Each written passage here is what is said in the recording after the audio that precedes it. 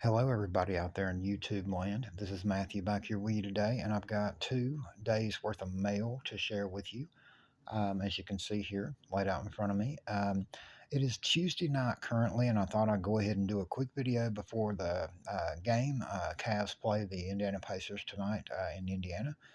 Here in about an hour, I thought I'd go ahead and do a quick video because I don't know if I'll have time in the morning. I got a lot of stuff to do in the morning, but I did want to share. My mail the last 2 days. Actually, this was Monday, and the rest of this came in today. Monday, we'll start with that. Right here, one of the probably this was probably the best Indians player through most of the mid to late 70s on into the mid 80s. Andre Thornton, big time power hitter. This is autographed by him, and I actually he is a great through the mail signer, and I have many cards autographed by him. Um, I've actually been over the years trying to get as many different cards of him autographed as I could, and this is a newer card. Let me look at the back of this real quick. This is from 2006 Fleer. It says on the back, so probably 2006. No, it does. It says 2006 Fleer right in there. But anyway, I didn't have this card, and I was able to pick this card up autographed. It's a pretty thick card, actually. It's not a relic card, but it's a pretty thick. It's on some pretty thick stock. But anyway, it was already signed by Andre, meaning someone had mailed it to him, or got his autograph in person, one or the other. But that's definitely his signature. I've got many cards I can compare it to, and I got that for $2. So free shipping. So I was really happy to get that. The person that sold it to me said they was only asking $2 because you see right there they said it had a little bit of chipping on the edge, but this is a black border, and it's already autographed anyway. I might just take a black Sharpie and just touch up those 3 little nicks right there. There might be a nick up there at the top that might be on the plastic penny sleeve in there, but anyway, I was happy to get that, especially for the Indians PC, and also that day, which was again Monday. Sorry, my camera's trying to get out of focus. I got a TTM back from Mike Bilecki, nicely signed in blue on the side there of this Diamond King from 1990 Donruss. He signed in 88 tops. I did not need this for the set. I already had it signed for the set, but didn't hurt to throw another one in. This one's pretty well centered, and I will compare it to the one I already have in the set to see if I like this one better, though, which one looks the best, and that'll be the one that stays in the set. The other one will go in a binder. This Mike Bilecki here is a 91 score. Beautiful signature. I actually picked this card out of a commons box because of the fact that I thought that if he usually signs cards anymore in blue Sharpie, from what I see in returns in groups I'm in and on SCF, and this card looked like it probably would be okay with a black Sharpie autograph even, but it really that blue Sharpie autograph really pops on that white uniform. So I liked it. Whereas this card, I picked it, and even though he's got the white pants on, the Cubs blue jersey at the top, it's not doesn't, and also that dark background in the bottom. That's not the best card to get signed, but I found it in a box of commons that I usually lay out players that I know sign really good through the mail when I get a like if I bought a big box lot of stuff. From just say a yard sale or a thrift store or whatever, or somebody just unloading a bunch of stuff. I go through it. I lay out all, not just, I don't just separate star players or whatever. I'll separate cards of guys that sign really well. And then, I keep them, in a box. And whenever I decide to do TTMs, I'll go through, pull out a few cards to send to them. And there you go. But anyway, that's TTM there. It's 4 autographs for the cost of a couple of stamps, and got that. So that was Monday's mail.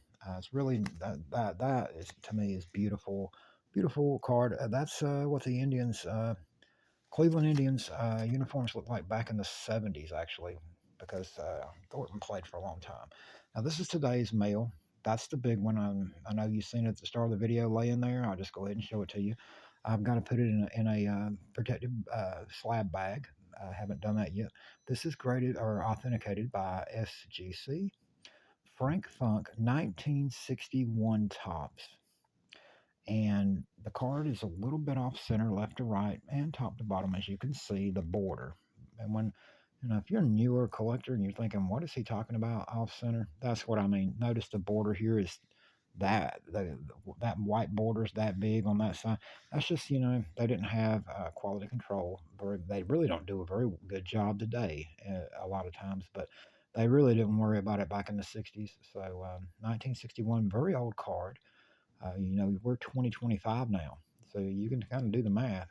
This card right here is like 44 years old, and Frank Funk is 90 some years old, I think now, and that is a authentic autograph by him, and it's in ink pen, but still very nice signature. Very stands out very well on that card, and he was an Indian.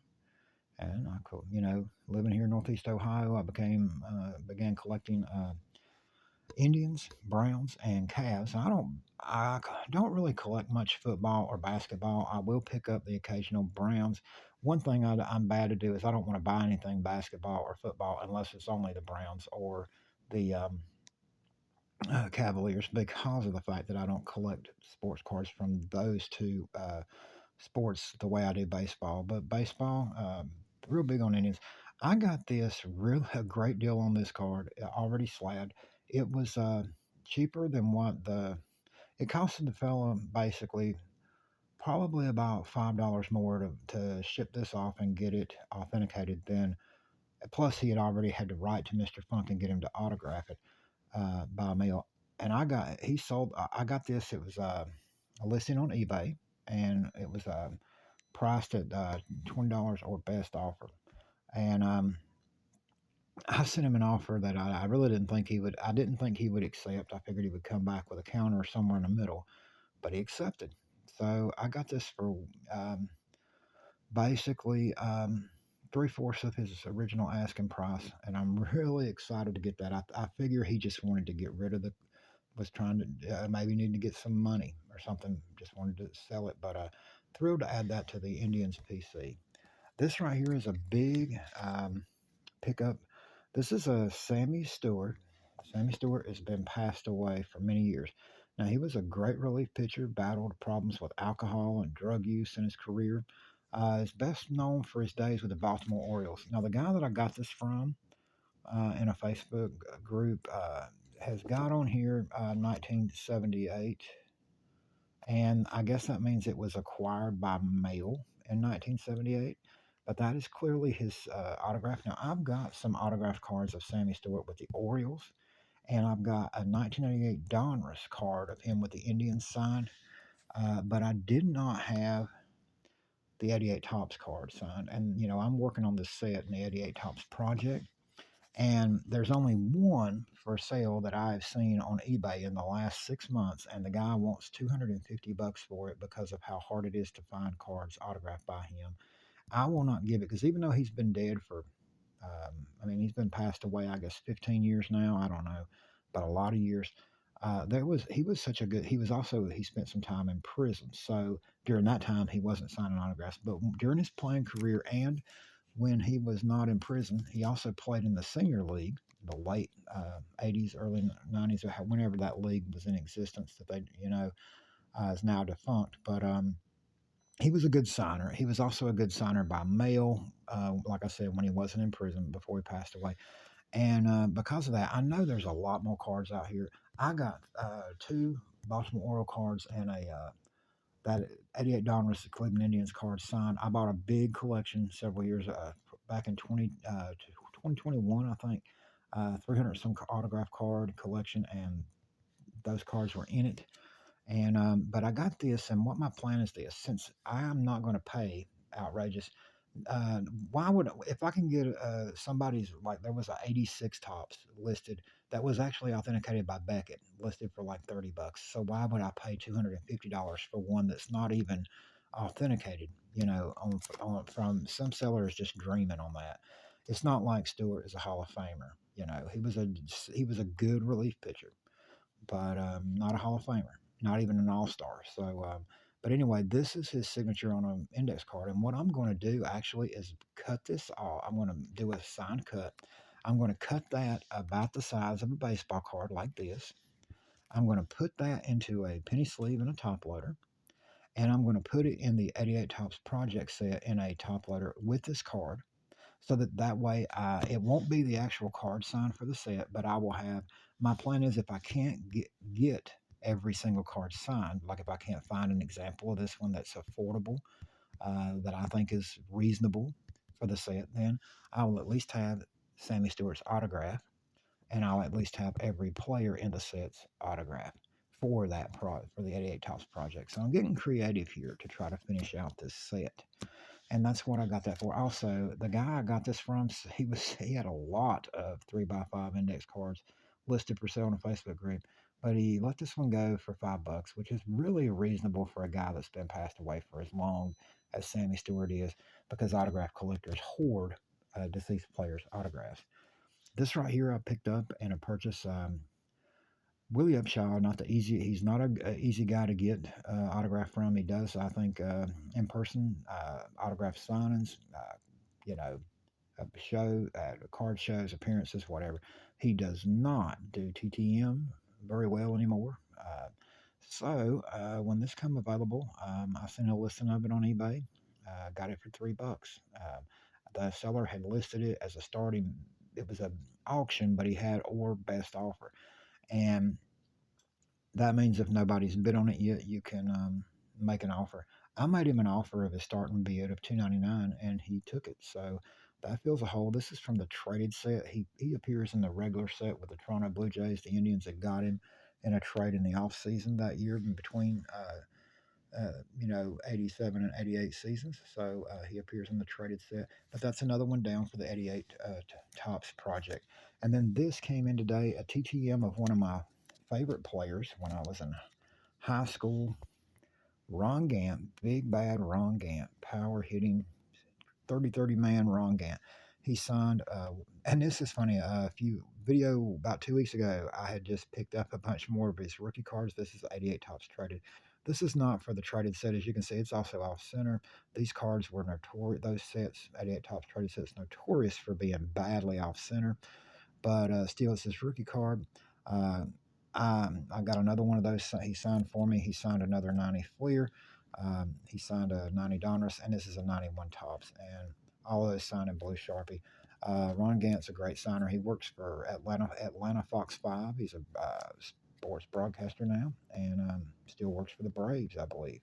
So anyway, he played for the Cincinnati Reds as well, and Philadelphia Phillies, St. Louis Cardinals. He played for several teams in his career. He was really talented. He came up as a second baseman, was an outfielder later. But anyway, it's been a nice couple of mail days the last 2 days. Where that's definitely for the 88 Tops project. And like I said, I'm going and what I'll do once I get this ready and prepared, I will show you. Because see, I have seen people take us and do it. They'll take a signed cut, like they'll cut an autograph off of a card like that and place it in the top loader with the card, like right across there or something. But that one is just so long that I would either have to do it up the side and take away part of the picture of the card. And I said the best thing to do is just cut it the size of a baseball card, cut it out that way, and put it in a penny sleeve, and then put it in a top load itself, and just put them back to back in the 88 Top set, and there we go, another one down. And then later, if I come across one that's very reasonable, then I can get it, and I can use this. I still got a nice signed cut autograph of Sammy Stewart, that I can just put, elsewhere in my collection. But anyway, I'm thrilled to get these additions right here for the Indians PC, and this guy, that if I was looking to resell this right now, I probably couldn't get much more than I gave for it. I know. I could probably sell it for somebody that was looking, collected autographs. The fact that this is a 1961 Tops, maybe you could sell it for between 15 and $20, but probably be able to get my money back for it, what I paid for it. And but I'm not looking to sell it, and because this guy was a common player. But this is just it presents so well. That autograph pops on that white background uniform, and I'm really thrilled to get that. Cards that old, you got a chance to get one that's already slabbed, already authenticated, and in a nice holder like this from SGC, a very reputable company. I'm thrilled to get that for my Indians PC, and being I live in Northeast Ohio, if I ever wanted to sell this, it would be easy to sign. I mean, I could probably sell it for more locally than I could even get for it online because local Indians collectors would pay more for that, especially a vintage card like that autographed. Anyway, thank you all for watching. I'll be back again soon with more videos. Just had to get this mail day video done. I got to get ready to go watch the Cavs. Well, we lost to Indiana the other night. Only the fifth game we've lost this year. And me and Rosanna were like, what in the world? Indiana's a good, talented team, but we expected to beat them, and we got blew out the other night. I don't know what happened. So hopefully we do better tonight in hostile and territory in Indiana. But thank you all for watching. Be back again soon with more videos.